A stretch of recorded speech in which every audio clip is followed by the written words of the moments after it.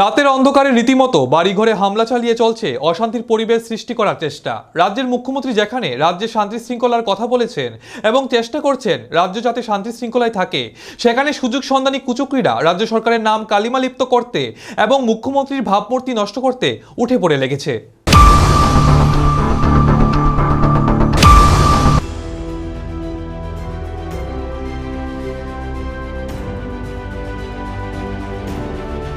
Doctor মানিক শাহ রাজ্যের মুখ্যমন্ত্রী হিসেবে দায়িত্ব গ্রহণের পর থেকে রাজ্য শান্তি শৃঙ্খলা বজায় রাখার জন্য সকলের প্রতি বারে বারে আহ্বান জানিয়ে আসছেন। কারণ উন্নয়নের প্রথম শর্ত শান্তি শৃঙ্খলা। শান্তি শৃঙ্খলা না থাকলে উন্নয়ন সম্ভব নয়। কিন্তু সুযোগ সন্ধানী কুচক্রীরা রাজ্যে শান্তি শৃঙ্খলা বিনষ্ট করার জন্য আপ্রাণ চেষ্টা চালিয়ে যাচ্ছে। প্রতিনিয়ত বাড়িঘরে হামলা চালিয়ে রাজ্য সরকার ও মুখ্যমন্ত্রীর নাম কালিমালিপ্ত করার চেষ্টা চালিয়ে যাচ্ছে কুচক্রীরা। শুক্রবার রাতে সুযোগ সন্ধানী সমাজদ্রোহীরা আগরতলা পৌর নিগমের 33 নং ওয়ার্ডের 49 নং বুথের বাসিন্দা আবির দাসের বাড়িতে হামলা চালায়। নেশাগ্রস্ত অবস্থায় 10 থেকে 12 জন দুষ্কৃতী আবির দাসের বাড়িতে মূল ফটকে ভেঙে বাড়িতে প্রবেশ করে তারপর তারা আবির দাসের বাড়িতে তাণ্ডব লীলা চালায় উন্মত্ত সারের ন্যায়। আবির দাসের মা জানান, রাত্রি 8টার সময় ওনাদের বাড়ির মূল ফটকে তালা দেওয়া হয়। দুষ্কৃতীরা বাড়ির মূল ফটক ভেঙে বাড়িতে প্রবেশ করলে তিনি দ্বিতল থেকে নিচের তলায় নেমে আসেন। আবির দাস এই সুযোগে বাড়ির পেছনের দরজা দিয়ে পালিয়ে যায়। দুষ্কৃতীরা বাড়িতে প্রবেশ করে আবির দাসকে খুঁজতে থাকে। আবির দাসকে না পেয়ে তারা বাড়ির উঠোনে দাঁড়িয়ে গালিগালাজ করতে থাকে। আবির দাসকে প্রাণের নাশের হুমকিও দেয়। একটা সময় দুষ্কৃতীরা আবির দাসের মাকে মারতে উদ্যত হয়। দুষ্কৃতীরা বাড়ি ঘরে ভাঙচুর চালায়। ঘরের কাচের জানলা ভেঙে ফেলে দুষ্কৃতীরা। আবির দাসের মায়ের বক্তব্য, একটা সময় আবির দাস সিপিআইএম করত, বর্তমানে সে ঠিকাদারি কাজের সাথে যুক্ত। বাড়িতে থাকে না আবির দাস। পাড়া প্রতিবেশীদের সাথে তাদের কোনোই ঝামেলা নেই। ঘটনা তো হ্যাঁ তো নিচে আসছিল কে? আমার ছেলে। কি নাম? হ্যাঁ, আবির দাস। আচ্ছা, তো আসছিল আর হের পরে হেরা এখানে আইয়া ঢুকছে। কারা? ফুহান্ডি তো আমি চিনি না। আচ্ছা। হ্যাঁ, তো ঢুকছে। গেট কিন্তু তালা দেওয়া আছে, 8 তালার মধ্যে। গেটে বাইরে ভাঙ্গা ঢুকছে। এই ফাঁকে হ্যাঁ আমি এবার নিচে গেছি।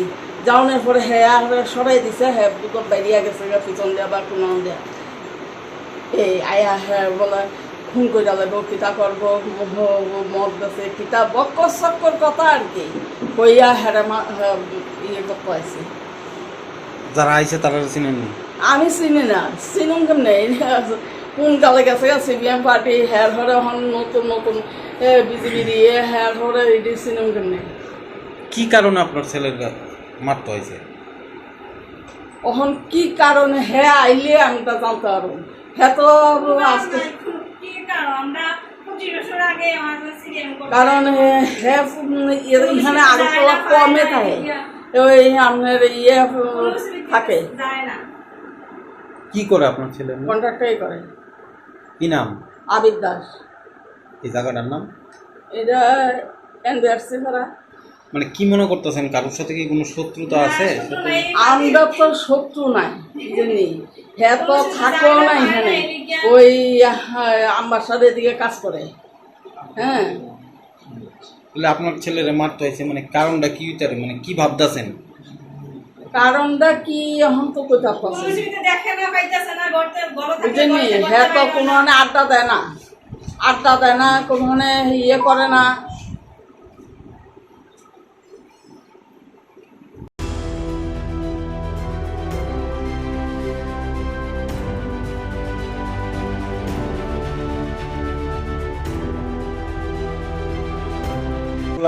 উপরে কিছু বস্তু নিচে।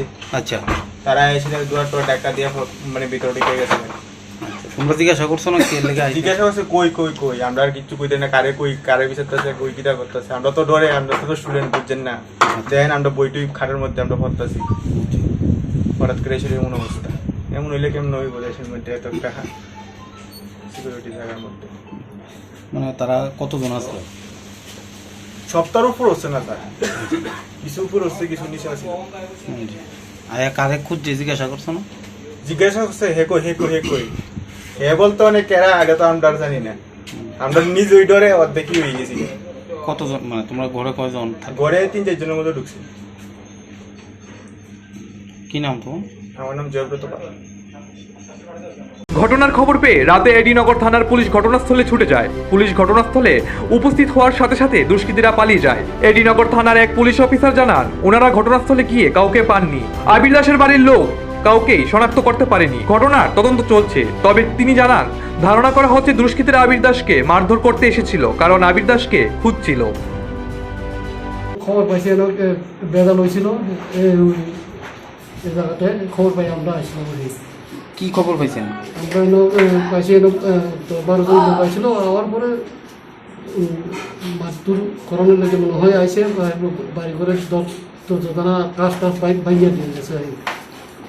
কাউরে দেখছেন নি বা আটক করতে না পারছেন? কেউ তারা দেখছে না, চিনেও না। অনকে আপনার এটা তদন্ত চলতেছে। কোন থানা? আমরা সেই পিএস। আবির দাসের বাড়িতে কিভাবে ভাঙচুর করা হচ্ছিল তার চিত্র না দেখলে অনুমান করা যাবে না। প্রশ্ন হচ্ছে, কেন এই হামলা? আবির দাসের মায়ের বক্তব্য অনুযায়ী রাজনৈতিক কারণে এই হামলা হতে পারে, কারণ আবির দাস একটা সময় সিপিআইএম করত। তবে এলাকার গুঞ্জন চলছে এলাকার কর্পোরেটর ইন্ধনে এই হামলা চলছে, কারণ এলাকার কর্পোরেটরের যথেষ্ট প্রভাব রয়েছে। কর্পোরেটরের ইন্ধন ছাড়া কেউই সাহস পাবে না এই ধরনের কাজ করার। তবে শুক্রবার রাতের ঘটনাটা এলাকার কেউই মন থেকে মেনে নিতে পারছে না, কারণ এই ঘটনা কোনোভাবেই কাম্য নয়। এলাকায় গুঞ্জন চলছে রাজ্য সরকারের নাম কালেমালিপ্ত করতে এবং এলাকার মুখ্যমন্ত্রীর স্বচ্ছ ভাবমূর্তিকে নষ্ট করতেই এলাকার কর্পোরেটরের ইন্ধনে এই ঘটনা সংঘটিত করা হয়েছে। এলাকায় আরো গুঞ্জন চলছে এলাকায় যে সকল উন্নয়নমূলক কাজ হয় তার থেকে কমিশন পেয়ে থাকে কর্পোরেটর। এইটা এলাকার প্রায় সকলেই জানা। তাই এই বিষয়টি থেকে মানুষের নজর ঘুরিয়ে দিতে শুক্রবার রাতের ঘটনা সংঘটিত করা হয়েছে। যদিও পুলিশ ঘটনা তদন্ত করছে, পুলিশ সঠিকভাবে তদন্ত করলে দুষ্কৃতীদের শনাক্ত করে জালে তুলতে সক্ষম হবে। এখন দেখার পুলিশ দুষ্কৃতীদের জালে তুলতে সক্ষম উপযুক্ত পদক্ষেপ গ্রহণ করে কিনা। নিজস্ব প্রতিনিধি রিপোর্ট, এশিয়া টাইমস।